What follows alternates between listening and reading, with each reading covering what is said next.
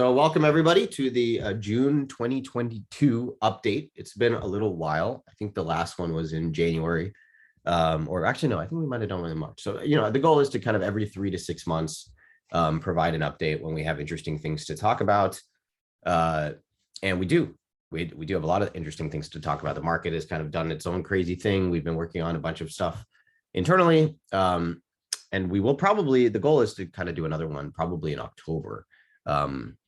So hopefully all the stuff that we talk about will be sort of live and shipped by then. But yeah, I mean, the first sort of big update, I guess, is that like when everyone invested in Gumroad in 2021, this was the logo. It had been the logo for, since 2012 or something like that. I worked on it. It's like this weird pastel thing. It worked pretty nicely. I don't think anyone was like heavily criticizing it, but I thought it could be a lot better. And so we completely redesigned our brand. This was kind of had been our plan. And when we did the crowdfund, it was, I thought, a good idea to kind of make that the first kind of big project that we started on.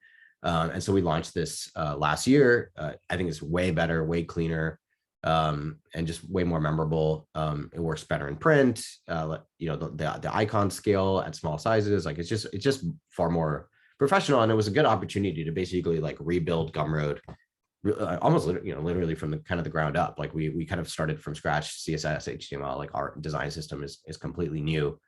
So we deleted something like 75% of the CSS. Like it was a pretty awesome move because I think it just allows us to move a lot faster. We also, Gumroad is a relatively old company, and from 2015 to 2018, 2-3 years, we didn't really even have a strong, we had a strong team, but a very small strong team, right? Mostly trying to keep the lights on. Obviously COVID, we kind of accelerated past that, and like things are looking a lot better for Gumroad, but we have sort of those 2 to 3 years of mostly front end debt that we had to kind of have been working out of. And so the sort of design system was like a good opportunity to say, okay, like where do we want to be, and how do we actually get there? And so I'm going to talk a little bit about the numbers, talk about some of the stuff that we shipped, and then talk about a totally new product that we're working on, and then of course kind of fundraise options. Obviously the market has kind of changed significantly, so I don't think it makes sense to do another public fundraise via Republic, but there are a couple options that I'll share on how, if you want to double down on Gumroad, how I would suggest you do so. So yeah, yearly GMV has gone up and to the right. 2022 is the first quarter was roughly flat, but this is pretty kind of expected. I think what's going to be really indicative for us is going to be the second half of this year, which starts in a month. Generally, like we see most of the growth happen the second half, especially the last quarter. This is pretty typical if you look at kind of Shopify numbers, et cetera. Shopify is also kind of seeing like a plateauing. COVID was kind of crazy. We're starting to see this kind of plateau. And then hopefully things kind of return to like our sort of prior trajectory, which, pre-COVID was about 20 to 30% year-over-year growth. And so I think we should be able to get back there with Gumroad. And sort of notably, we raised a $5 million round at a $100 million pre-money valuation in March, actually 6, because we did $1 million from a couple other folks. And then we raised a little bit more money via a private fundraise after that at a $250 million valuation, which I'll talk a little bit about at the end. But more importantly, like numbers are cool, but like what I get excited about is actually like improving the product quality. And so this is what Gumroad looked like roughly when we did the fundraise, though I think we had a horizontal nav, we switched to a vertical nav. And now this is kind of what Gumroad looks like. And so we took that brand aesthetic and we kind of applied it everywhere. And we can kind of continue to do so. We took we applied it to the product pages there, and the profile pages. They're a lot stronger. They're a lot more flexible. So we're going to be able to do a lot more customization to these pages going forward. You're going to be able to add sections. You're going to be able to add pages. And the goal is over the next year or so that Gumroad evolves much more into a website builder versus more of just like a digital products selling tool. And there's a bunch of things that we need to do in order to like sort of make that transition over time. But we're starting with sort of 2 big things now, right? One is switching to what we call a dynamic content editor. So right now, if you're familiar, actually, I'll go into that in a second. The second thing is add to cart, right? So both of these things I think are sort of prerequisites to building like a much more fully sort of extensible website builder. And all of these things like should work for course creators. It should work for everyone that uses Gumroad today, but it should be a lot more flexible in the types of things you should be able to do. And it should really kind of hopefully grow and extend Gumroad beyond just a place where people come to upload and sell digital files, which are kind of too skeuomorphic these days. Kind of like the download button, like what does that mean anymore? And should set us up for, I think, like a much more interesting future in which people come to Gumroad and can kind of create these content experiences and then attach price tags to them. So what does that kind of transition look like? So this is what Gumroad looks like.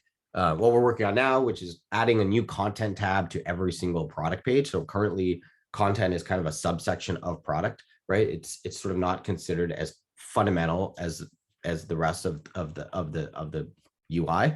And so we're breaking that out into a separate page. We're giving it its own, just like the product page, marketing page has a WYSIWYG, sort of what you see is what you get editor. You'll get that here as well. So you'll be able to like, just, give you more space to kind of actually preview what folks are going to get. But that really just leads the way into this big change, which is a huge, this is like a sort of fundamental, I think Gumroad, it makes sense, I think, that we have a totally new logo and everything, because this is like a completely different, I think, way of onboarding and getting started with Gumroad, where instead of saying, hey, I'm selling a course, I'm going to upload, 5 MP4s, and it's going to cost $50. What you're actually going to do is you're going to build the course within Gumroad, just like, if you're familiar with Notion or something else like that, you're going to actually build the sort of experience within.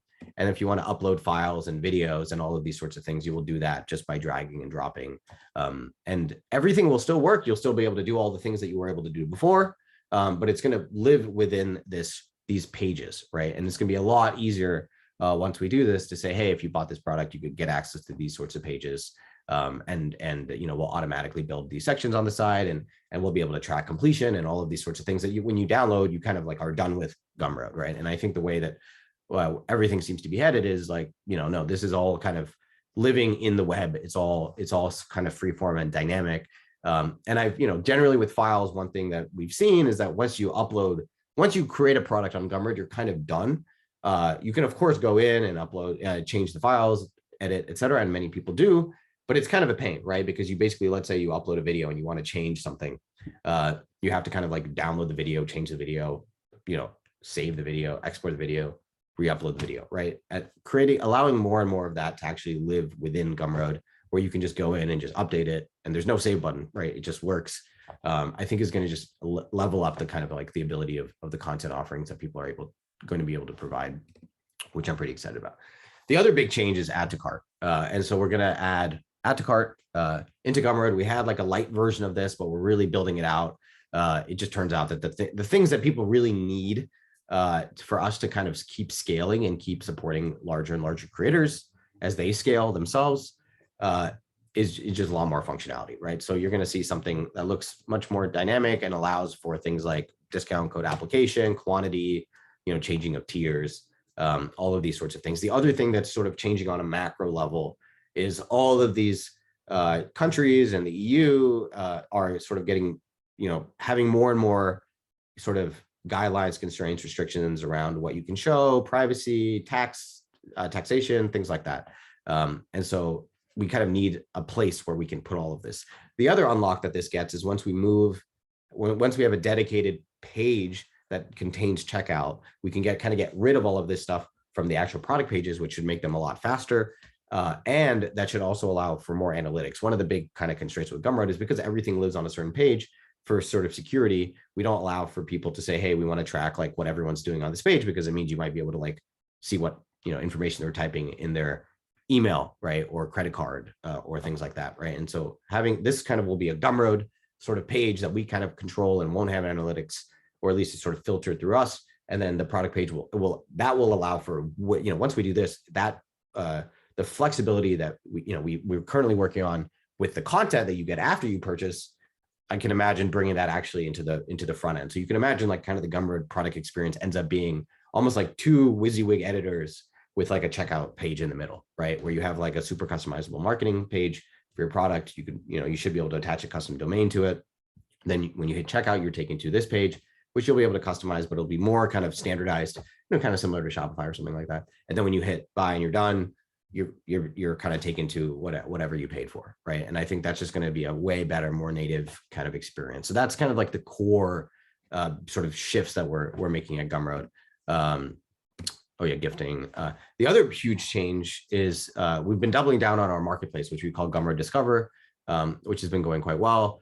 And this is a feature that people have been asking us forever. And I think it's a great way to kind of empower creators, empower affiliates, and hopefully make more revenue for Gumroad. The way it works, basically, the way it currently works is every affiliate on Gumroad has to kind of have a direct relationship with every creator on Gumroad, right? So for example, let's say I know Daniel Fasal. I'm like, hey, your thing is awesome. I have an email newsletter. Can I tell people about it? And Daniel can say, here's an affiliate code. You'll get, let's say 10% of every sale or something like that, right? And this is all super custom. It all happens like one-on-one. And I think that's a great way to get started, test the model, make sure there's no spam and scams and all that kind of stuff, right? And we feel pretty good about it. And it's been live for like 3 or 4 years.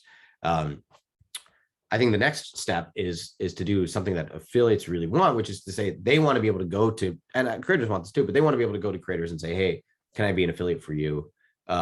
And creators should be able to basically say, hey, anyone who wants to be an affiliate for me should be able to, right?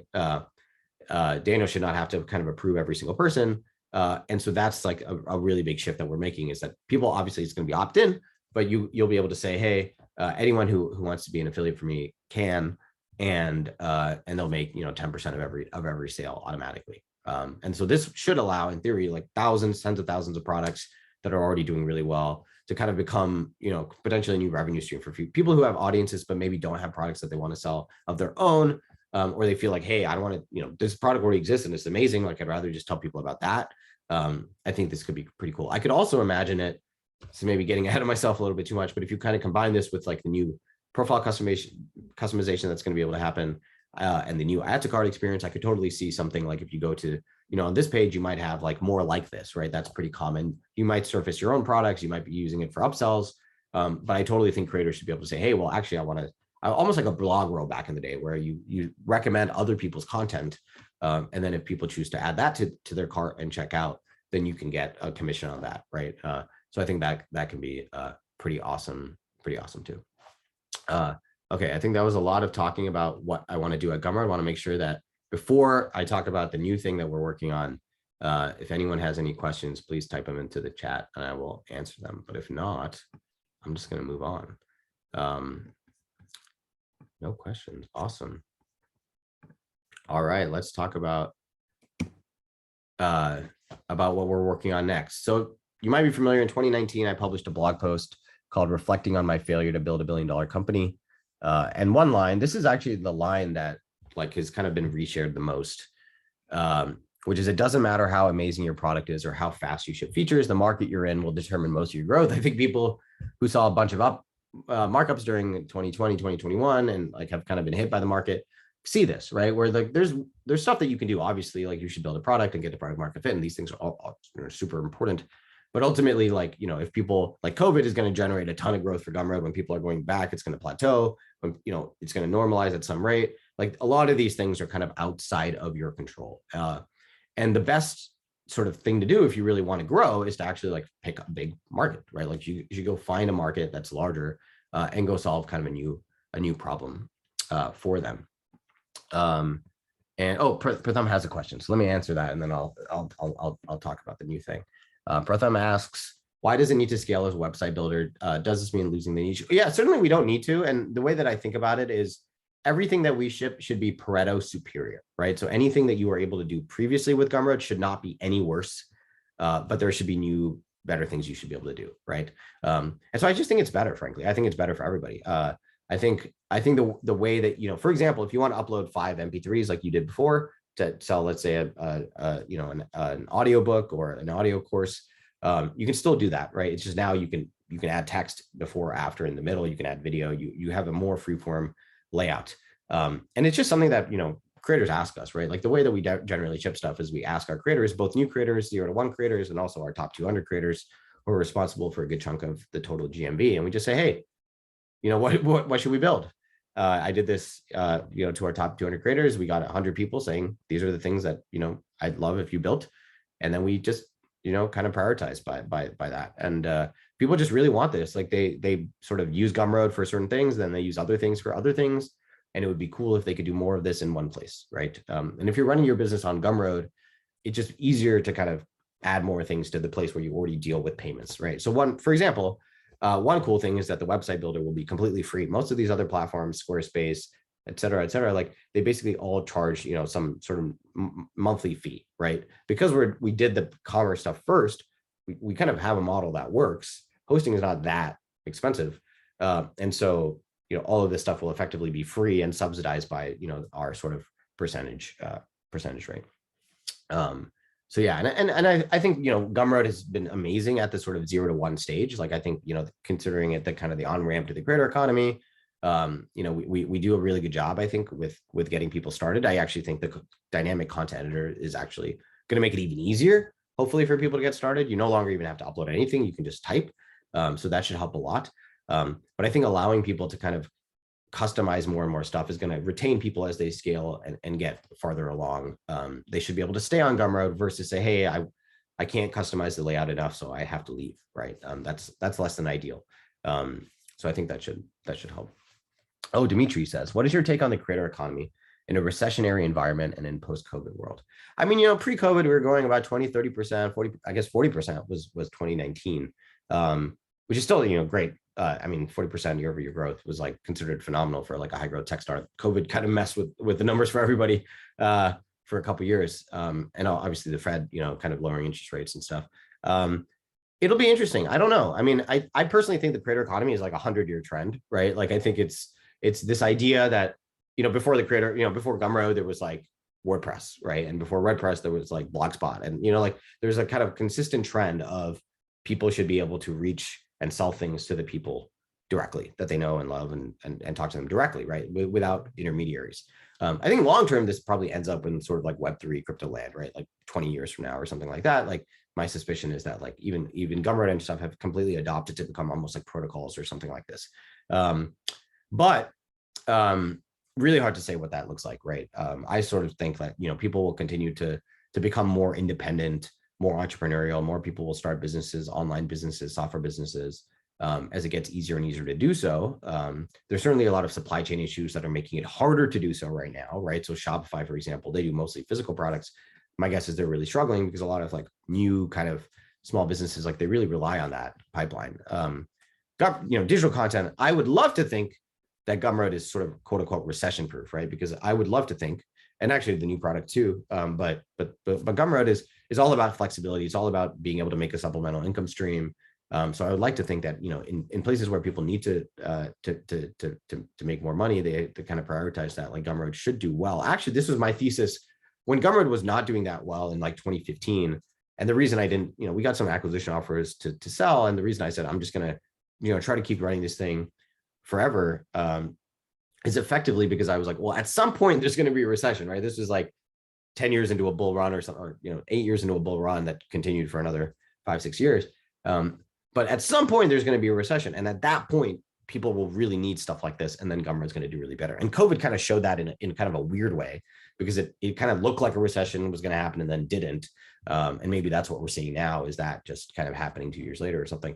But that's kind of been the thesis, for the last, for me, for the last 7-8 years. And I think will kind of perpetually be the case. I'm a big believer in the concept of anti-fragility, which basically means in good markets and bad markets, in any market, you want to build something that does well, right? And I think Gumroad is a good example of that. For example, like the fact that I was able to run it myself, it's super self-serve software, like means that if we ever need to like get into a position where we have to be sort of super high, for example, if we want to be super free cash flow positive, right? Like Gumroad could get back to that like tomorrow, because we ran that exercise and we have a playbook on doing that, and we would very quickly get to basically turning almost all of our gross profit into net, which would be about, I think the math on that is about, again, it's unaudited, but I think the math on that was, according to our internal finances, would be about $3.6 million a year, right? Like overnight. So it's certainly possible to do. But again, that would be basically saying that it's better to do that than to invest in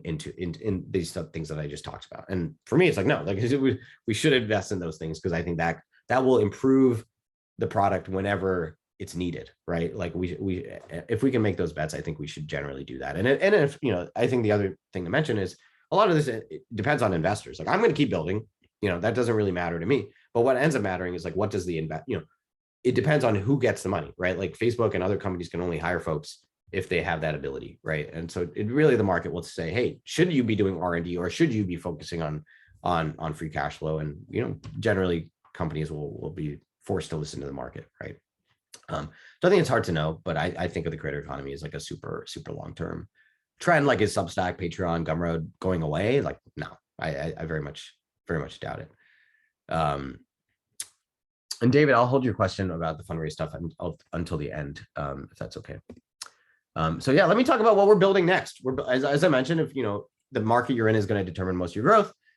So if you want to grow faster, then pick a new market. And so in 2021, there was an article that I wrote that a bunch of people read, called "No Meetings, No Deadlines, No Full-Time Employees," which kind of goes into how we work at Gumroad in this kind of weird way, which maybe is not that weird anymore with COVID and everything, but we started working this way in 2015, and it basically means that we have like a team full of contractors. Everyone works hourly. It's flexible, asynchronous, fully remote, no office, all of these things. But it was weird, and so I kind of wrote an article about this. It resonated with a lot of people, with a lot of questions about how we work.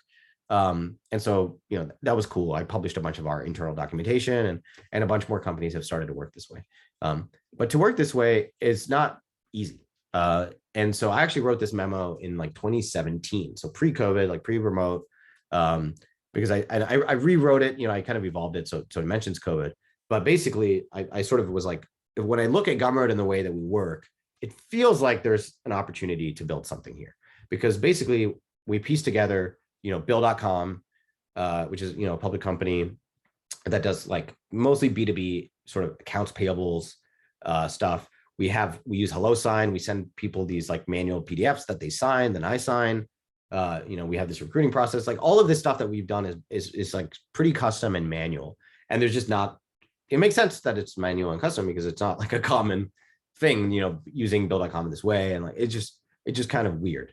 And then the other thing that I think is really key is that, I do believe, there's this kind of like, it seems like this dichotomy in the sense there's venture-backed startups, and then there's like bootstrap startups, and the incentive model is like almost completely different, where you have like ventures kind of very much like go big or go home. Like the value in a success outcome is in the equity more so than in the salary.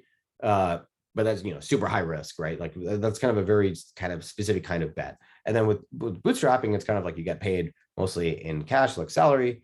And then certain companies have sort of profit sharing, or they have sort of you get a pool. So if you do ever sell, like you do get a cut, but that is also I think is like still kind of weird. And most people, I think just basically say you get paid, right? And that's kind of what we did at Gumroad. And I wanted to but I was like, no, Gumroad is still valuable. And most of my incentives are wrapped up in the equity of the company, which I think is good, because it should be how I get rewarded ultimately as a founder of the company. But I want these contractors even to kind of get some of that too, right? And get incentivized in that way. And so we figured this thing out where we basically, what we do is we take how much everyone billed, let's say in 2021, we started doing 2020. And then a percentage that we basically give as kind of a stock grant, basically stock options. And so we think this is kind of cool, but again, it's like manual, all done just like using lawyers that cost quite a bit of money. And so just all of these things just like was like, this is clearly a problem for us, right? And like the big question mark is like, is this a problem for many more companies, right? So what does the solution look like? So one Friday night, just like I designed Gumroad, like one Friday night. Now Figma exists a lot better. I built like just like a really basic prototype. And so I built like basically a product. What would a productized version look like, right? Basically something that codifies all of the stuff I just talked about, and turns it into software so that it's all manual, it's all automated, it's pretty simple. And then ideally it's a product that we can actually give to other customers, other companies, right? So if you want to work this way, if you have a bunch of contractors, you want to manage in the same way that we do, you want to use our contracts, that are globally compliant. We have people in 17 different countries. So, we had to get contracts in every single one. I think that could be pretty compelling. This is my design aesthetic. not good enough. And so, you know, I sort of spent time talking to people, feeling like, okay, there's something here. I feel like there, you know, this might be worth exploring. And so we ended up building this thing called Flexile. So that's the name, flexile.com, which is an English word, basically means flexible without the B. Maybe we can bring it back into the English lexicon or something. But really simple. It basically automates onboarding, invoicing, payments, tax, compliance, all of the things when you onboard a new contractor. You know, and you have to pay them, you have to get them to sign the agreements. And, you know, at the end of the year, you have tax forms, 1099s, W-8ENs, like all sorts of stuff. You know, we want to kind of automate that. And so that's what we do. And this is what it looks like.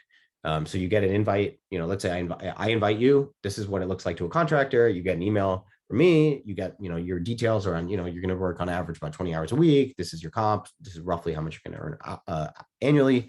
You get onboarded, you go through our onboarding flow, you fill out your, you know, your personal details, invoicing details, bank account details, you know, and then and you sign the contracts.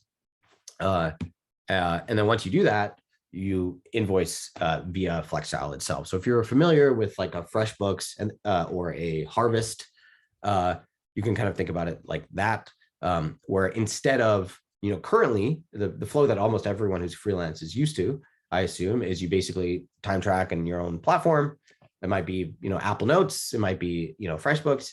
You get a PDF, right? That's kind of like the unit of communication back and forth. That's the API, right? That people are familiar with. And so you email, you know, like the PDF, and then you get paid, right? Or you know, use FreshBooks or Harvest to effectively do that, right? To spit out an email with that PDF and a way to pay, right? And so the sort of one of the novel things we're trying to do is actually verticalize and bring it all into a single place, because Gumroad, because the company is actually being, you know, facilitating all of this stuff.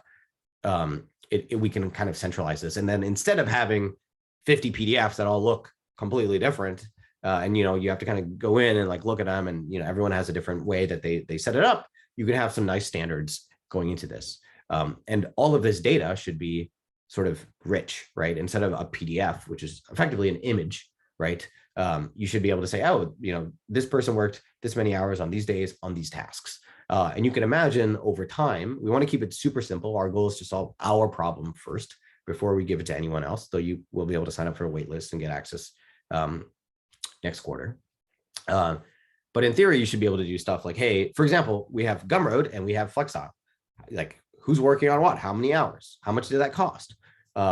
All these sorts of things that right now you know, you have a CFO, or you have people you just kind of do this manual exercise every once in a while. Like, markets are down, we need to lay people off. What are we spending money on, right? All this stuff should effectively be all real time. And I think, you know, Flexile will make that happen. And so I'm super excited about it. And it's live. It's real. It's a real product. This is Flexile. This is what it looks like right now. I personally believe, you know, this is kind of Figma. So we're building time tracking right now. We currently already support, you know, and we're kind of migrating from what we do currently, which is all manual, to kind of like half manual to completely automated.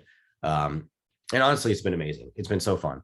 And the reason is, one of the reasons I'm so psyched about it is because I get to use this product all the time. And so I'm very confident that it's going to be awesome, because I have a high bar for the products I use, and I'm kind of annoying. And, you know, imagine me being, you know, the most active user of the product and having access to all the people working on the product, including myself. I'm just so excited to have something that like we can just make awesome. And so this is what it looks like, you know, to me. If I went to, you know, the website, these are outstanding invoices that I have to look at and approve, and all the payments and all that stuff works. And we'll build time tracking, and we have to do company onboarding and some other things. But there are a bunch of kind of unknowns getting into this, and I feel pretty good that we've figured out most of those as we've built this internally. So yeah, if you're interested, if you want to be kind of an early user customer, you can check it out, flexile.com. We kind of call this the operating system for flexible companies. Gumroad being a flexible company, any company that is like primarily, you know, remote first, async, contractor, if you empathize with any of the things that I've said, you know, I think it could be an interesting fit for you. So yeah, that is Flexile. Before I talk about the fundraise, let me answer some questions, and then I'll talk about the fundraise and answer David's question. I love how your last name is Road, by the way. Very cool. Gumroad's last name is also Road.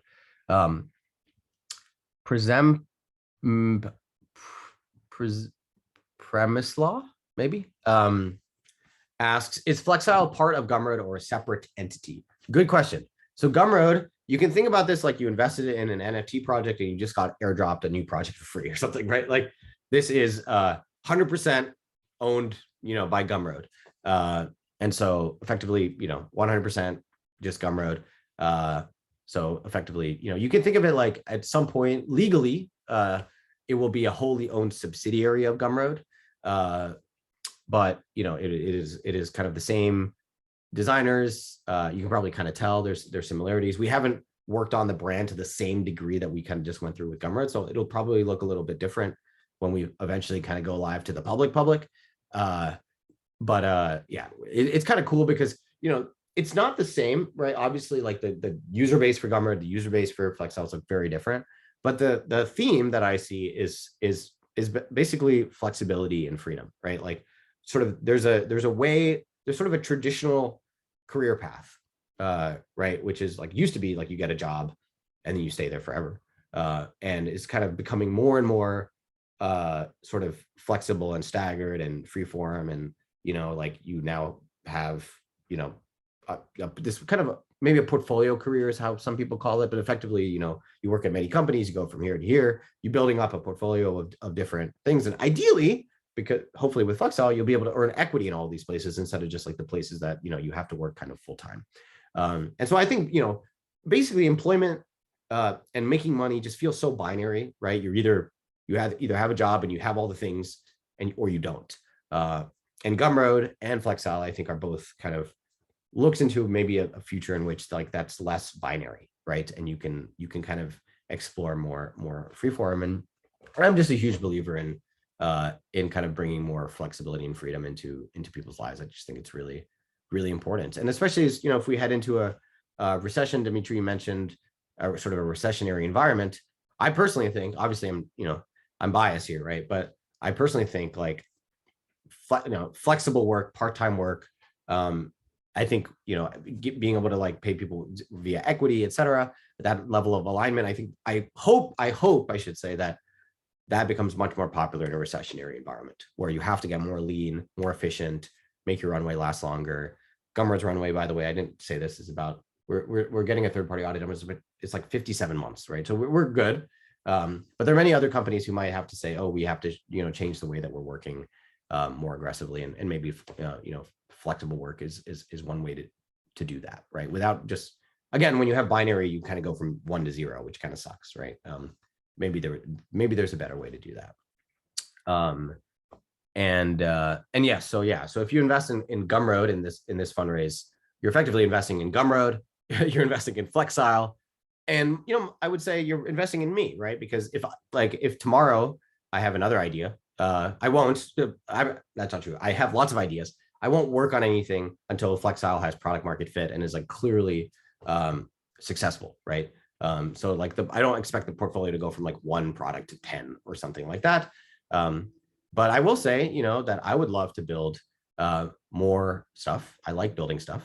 You could probably tell. I like designing stuff. I have lots of ideas. And so I think I could totally see a future in which there might be 3 products, 4 products over the coming years. And I'd rather, if the model works, just allow people to kind of invest in the single entity versus like spin up new entities for each thing, which may or may not work. But we'll see. There may be a case in which it makes more sense, let's say, to spin Flexile out as its own thing, and Gumroad would obviously own the vast majority of that. The way it's set up, it owns 100%. But let's say maybe 20% goes to like a pool for folks who want to lead that project, right? And so we'll see what happens. But yeah, currently it basically means that like you kind of get Gumroad owns every single thing that fits into this umbrella. And David says, you mentioned something about the next fundraiser. So yeah, let me talk about that a little bit, which I'll do that by sharing just this doc that I put together. Awesome. So yeah, so let me just go through this and hopefully answer David's question along the way, which is what happens to those of us who invested in Gumroad via Republic? Yeah, so that, you have, you're kind of entitled to that forever. So you own a chunk of Gumroad, and when Gumroad, basically the major event will be an IPO at some point in the future is the goal. So whenever that happens, that'll convert just like this new stuff that I'm about to talk about. The timeline on that is, TBD, right? The markets are certainly down, but I would love, like, if Flexile hits product market fit. Actually, let me go through this doc. I'm getting ahead of myself. It's awesome. Yeah. So as I mentioned, like, due to the markets like being down quite a bit, we did have enough interest. Like, I sent out that Google form. There's a bunch of interest in it. And I still have that list. So I'll email everyone. So if you're on it, you'll get an email from me about all this stuff. But I just think, like, the markets are just down, that it just doesn't make sense to proceed with Republic. Republic is like very expensive. Frank, regulation crowdfunding is a phenomenal tool, and I hope that the federal government makes it easier. And I've been talking to people in Congress, like, suggesting stuff, but it's just way too expensive. Like, in the perfect case, it makes sense because, for example, we raised about $5 million, and we spent basically $200,000 to do it, right? $250,000 to do it. That's just the cost of capital of all of the things required to do a crowdfunding round. So when things are looking good and it makes sense to do that, you can kind of think of it almost like a marketing expense, totally worth it, but it's tough to justify, I think, right now. However, I did commit to it, so I wanted to kind of honor those terms. And so there are a couple options for folks that I wanted to go through. So the first one is a SAFE. And let me share this in the chat, but if you go to raise.gumroad.com, you'll be able to get to it. But there's a couple options. So the first option is a SAFE. So as I mentioned, we did the crowdfunding round. I was at $100 million valuation in March, and then in August 2021, we did an insider round. And so I basically emailed everyone and said, hey, if you want to double down, here's a way to do that. And that was at a $250 million pre-money valuation with a 20% discount. So just to be a little nuance on that, if we raise at a $250 million valuation, which would, be roughly like the price that we would raise again, though again, we don't have to raise. So, we're not in a rush. We'll do it when it makes sense. And we have the demand and all those sorts of things, and Flexile is product market fit. All that stuff has to be true.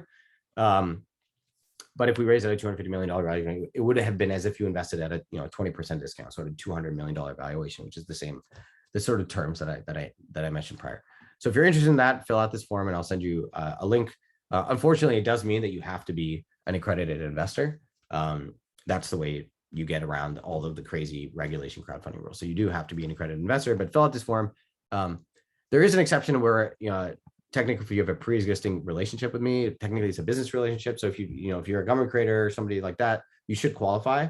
So just, send me an email, fill out this form, and then send me an email to confirm, and I'll try to make sure it works. And everyone who's an investor in Gumroad should also be fine, because that's also kind of a business relationship.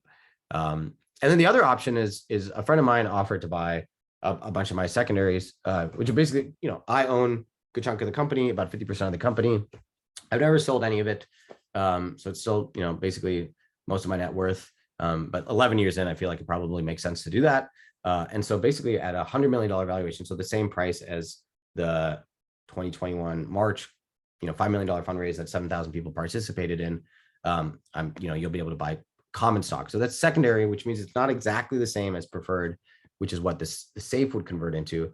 The key thing to keep in mind is that effectively it just means that you'll be the last to pay it out, right? So just like me, let's say Gumroad, let's say in a good case, it doesn't matter, right? Because effectively preferred and common merge into the same thing. But let's say Gumroad gets to a place where we sell for, let's say, $10 million, right? And let's say we've raised $10 million, and that $10 million has to go back to the preferred people. It protects them.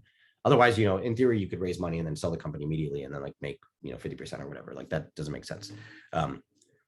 So that's the difference. And it's also why you're allowed to kind of like, the fair market value of this is just different, right?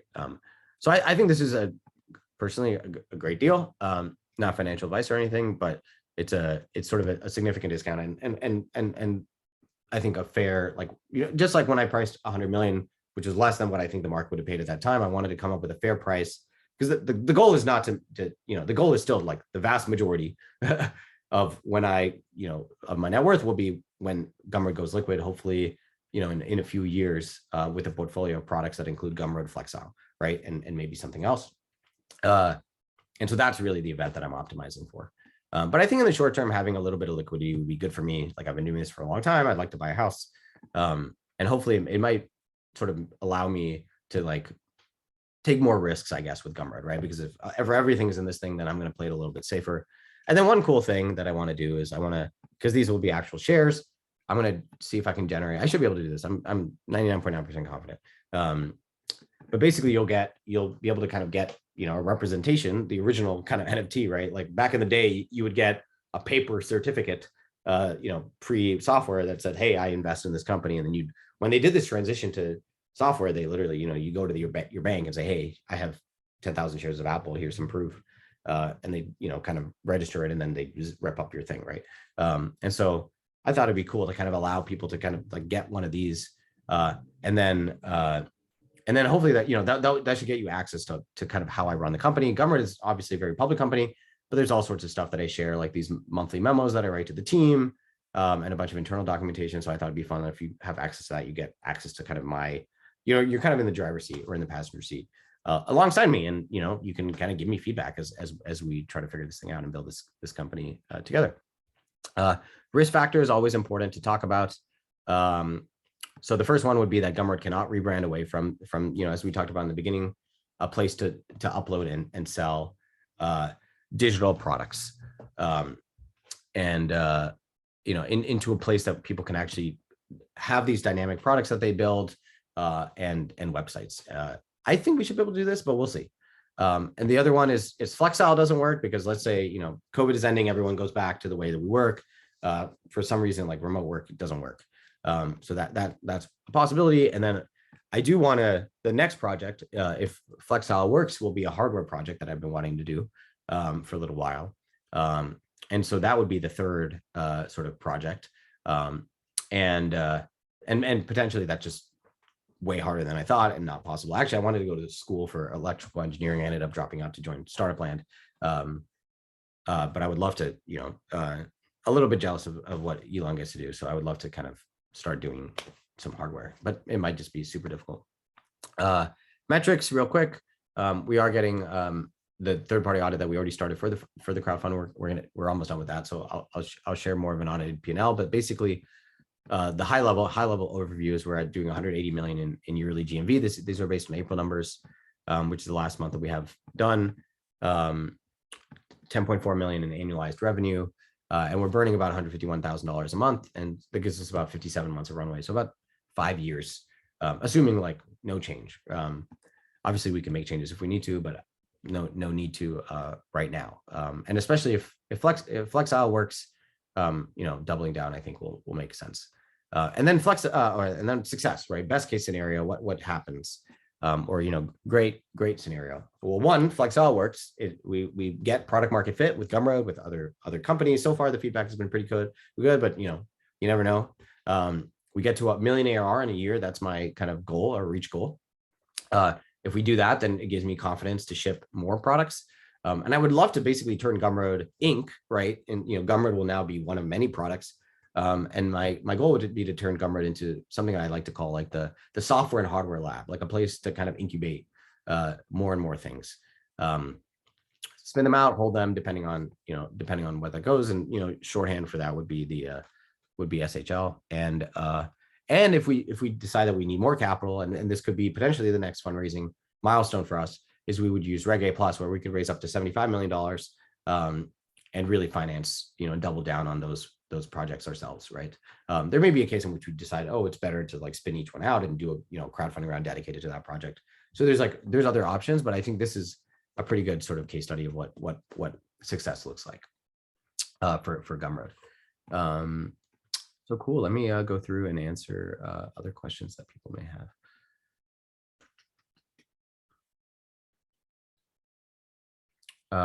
Dimitri says, could you elaborate on common stock has no liquidity preferences upon a sale?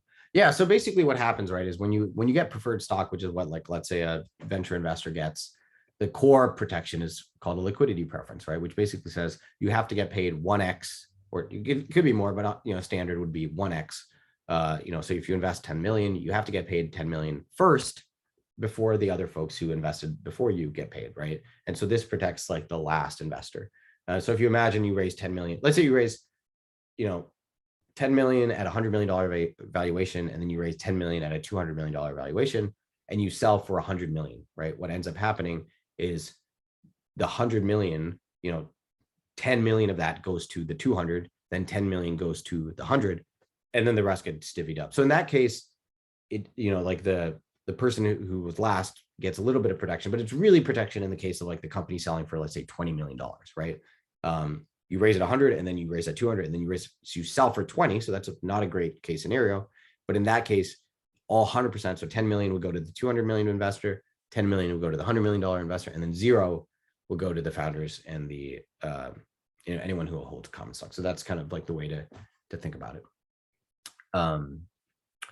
Dimitri wants more numbers. So yeah, let me share with you some more numbers.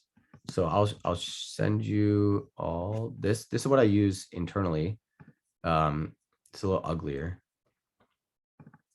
but basically you should be able to see this. So I've been tracking. I'll give you more than the last 5 years. This is every month up until, I believe I've done it up until until April. So that's the most recent.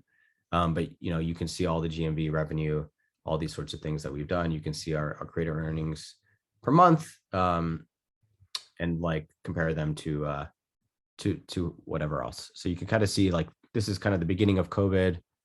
March 2020 was kind of like when we started to see that tear, but you were already starting to see this growth. And then sort of the end of COVID around here, you could start to see like that COVID summer where a lot of companies, right, started to see this kind of like tapering off. And my hope and expectation is that, imagine COVID never happened, right? You just saw a bunch of growth pulled forward because of COVID. But my goal is that, my hope is that this thing will kind of just continue the way it would have, over here. And we're starting to see that actually, like May is about 8 or 9% ahead of May last year. So we're starting to, it's like April, like whereas April was at roughly first quarter of this year was about 0. So we're starting to see that hopefully start to happen. And I think it'll match. You'll probably see this with Shopify and all these other companies that are public. You'll start to see if that ends up being true or not, or better or worse or whatnot. Sahil asks, will last round investors not have access to internal memos? Yeah, I mean, the internal memos, they're not that interesting. I'll maybe share a sample of 1 or 2 of them, but they're just written for the team to say, hey, these are all the things that we're working on and why we're working on them. And I didn't want to share them because we've been working on Flexile, which is, I wanted to kind of keep a secret until we had good confidence that we were able to build it, and we did.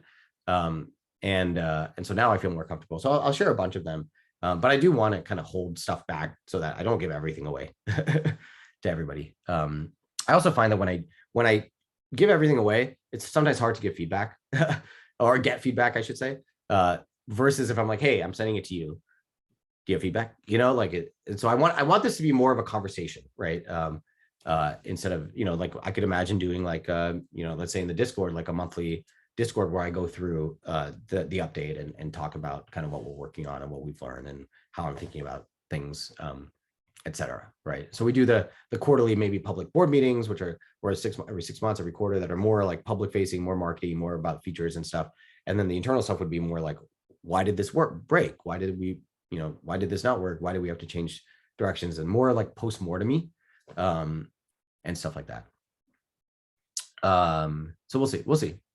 I'm super open to feedback on this stuff.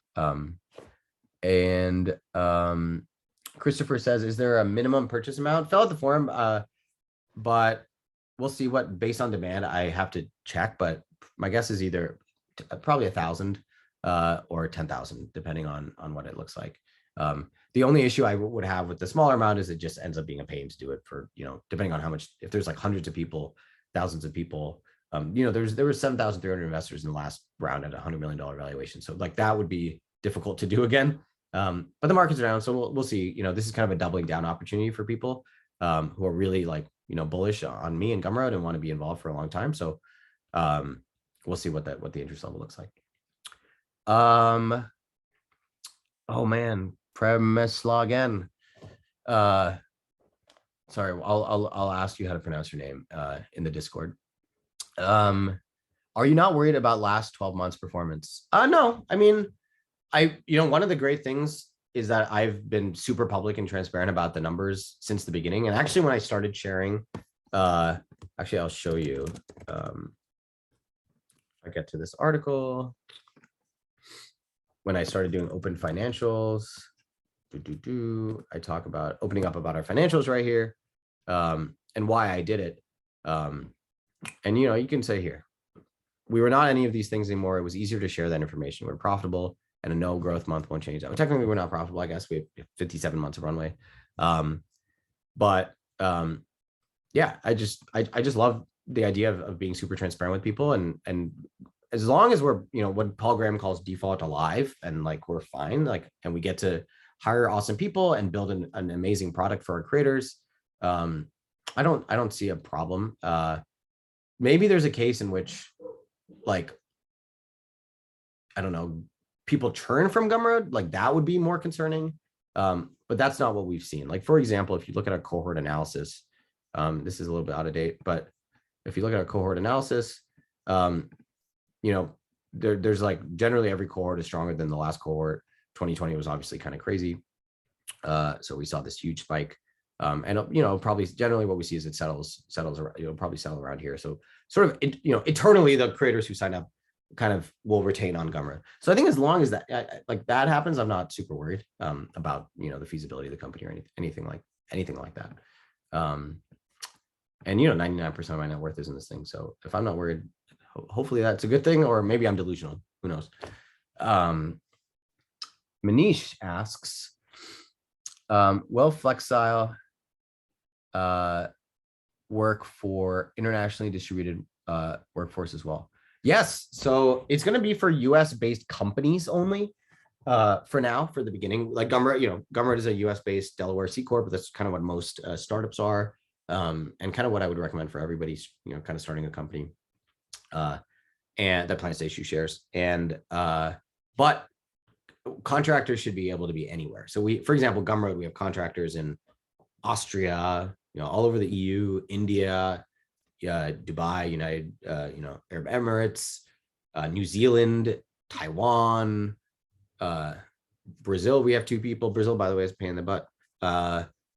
New Zealand also has some weird stuff. There's a lot of, I've learned a lot. But the cool thing is we'll do it, we're trying to be as international as possible. So hopefully, let's say a new customer says, hey, we have a contractor who's in Sweden, you don't have a contract for that, we can get that spun up for them in a couple of days, hopefully. But yeah, the goal is that this would work for an internationally distributed workforce as well. And we have the major regions covered just by the fact that we hire ourselves. And I'm pretty excited about that. Daniel says, is there any plan to implement NFTs in Gumroad? No plans. David says the company Sells is closing. Sells with a Z. Yeah, they're a competitor of ours from a while back. That I did see that they're closing. I got an email from them as I have demo accounts on every product, right? But haven't seen a huge, like, I haven't seen any significant uptick from that, but we'll see. Narendran says, super impressed with how you operate, how open you operate. Thanks for this webinar. You're welcome. It's fun for me too. It's a little lonely, given this is one of the things I think we have to figure out as a culture is people are moving all over the place. Your friends are now often online. You're working from home in a bedroom, in a guest bedroom, yeah, I'm sort of excited to figure this thing out and do it in public. And I'm super freaking excited about Flexile, because if we can say, hey, if you want to, the way that we work is working. And, instead of just reading this blog post and like my Notion stuff and like piecing together your own process, it'd be really cool to be able to just, use your product and have you do it for us, right? That sort of thing. So I'm excited about that. Equity by the hour, I think is awesome. If we can sort of bundle that into Flexile, where you can say, hey, anyone who contracts with us, I want to give them a 10% at the last this, like we'll help you do that with we use an integration with Carta. So I'm pretty psyched about it. But I always am. I'm always very optimistic about the future, because I think the future is going to be awesome. Definitely some bumps along the road, but generally, I think things get better and faster and cheaper. More questions coming in. Sorry, I was going to end with that one because it was so nice. The Discord link will be shared to anyone who kind of buys, who owns common shares, because that's the sort of what I'll set up is anyone who owns, who has that digital stock certificate will be able to get access to the Discord. Pratham asks, what do you think would be the probability that Gumroad would be displaced by a more feature-rich Facebook Marketplace or Shopify? That's a good question. I mean, honestly, I would be most concerned about Stripe going more upstream and more into like website building stuff territory than I would be about these other folks getting downstream. Because I think that model is really about, I mean, Facebook Marketplace, I think is kind of different. Like they're kind of more peer-to-peer. I'm not super concerned about them. But Shopify, maybe like they do some digital stuff. Like I've talked to their PM. They thought about buying Gumroad one time. But frankly, I just think like they have their own problems. They have their own space. And generally competition is, I haven't found that to be the killer of companies. Generally what I find, not always true, I'm sure there are counterexamples, but generally it's kind of like you cap out on your own market and you run out of your own energy and you don't know what to do next, right? I think there's so many markets, like smart, awesome engineers and designers building new products. Like you would think there's more room to grow for everybody, right? If you want it badly enough. Daniel asks, and this will be the last question. In your opinion, do you see early stage VCs rethink the way they invest or change their thesis? Assuming that the hidden part is because of the market downturn. I would think that it just goes back to what it was in 2019, right? Which is basically not too different to what it was since 2011, which is like, you invest in early stage and it takes several years for these things to turn into mature businesses, right? COVID, I think, created this sort of fake expectation that you could invest in a startup and get like 4, 5, 10x in a year. You can certainly get that on paper, but very few people I know were actually able to pull that money out, which is what matters at the end of the day, right? Distributions. And so I run a fund. My strategy is to basically keep doing what I'm doing, which is to invest in primarily super early stage startups.